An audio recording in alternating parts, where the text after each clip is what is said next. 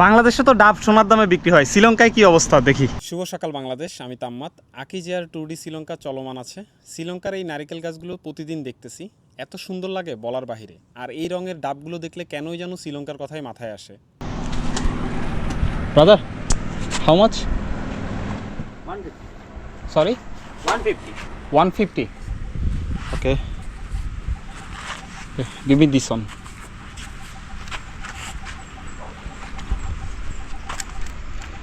এই কালারের ডাবগুলো দেখলেই শ্রীলঙ্কার কথা মাথায় আসে।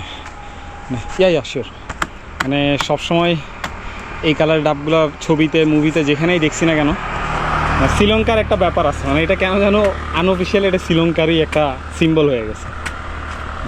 এতদিন ধরে শ্রীলঙ্কায় সাইকেল চালাচ্ছি, আমি গেস হোয়াট, মানে যখনই নারকেল গাছ দেখতেছি এই ডাব কালারটা মাথায় আসতেছে।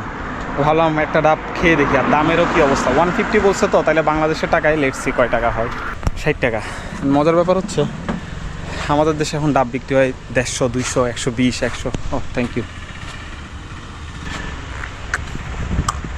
শেষ করা যাচ্ছে না, প্রচুর পানি। এই সফরে আমার সঙ্গী হিসেবে আছে আকিজিয়ার।